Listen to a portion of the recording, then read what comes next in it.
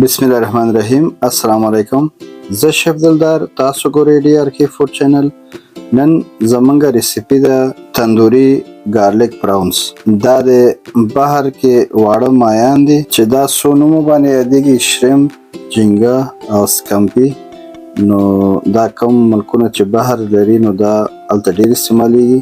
نو نن منګه د دې ریسیپي تاسو ته ښیو چې څنګه جوړیږي.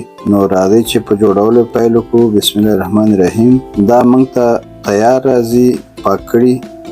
نو صرف میس کې به لږ پرې کوو او بیا به 40 دانو لپاره مساله جوړوو.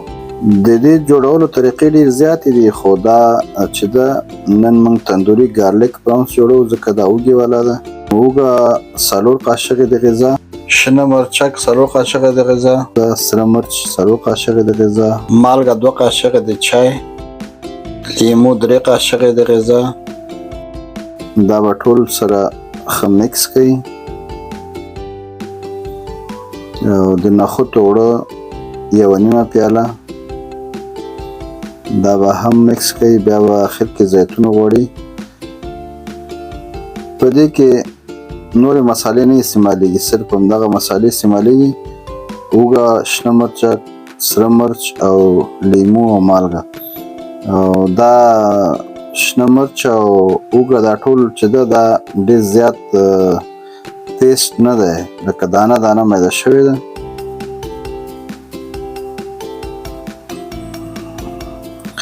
دا موږ سیخ کې ټول ووهل او د دې جوړول ډېر ایزي دي، آسان دي، ځکه چې په 2-3 دقیقو کې تنور کې پخیږي. که چېرته دا ډېر زیات تنور کې کېدی نو بیا دا د خوراک نه وځي، دا سختېږي. نو فقط 3 یا 4 دقیقو لپاره دا تنور کې ایښودل کېږي ځکه ډېر زر پخیږي.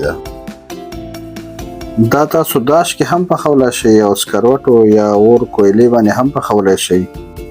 3-4 دقیقې موږ تنور کې کېښوده، دا بالکل پاخه شول. او همده سره زموږ چینل هم لایک او سبسکرایب کړئ چې تر څو نورې ویډیوګانې هم تاسو ته په وخت ورسیږي.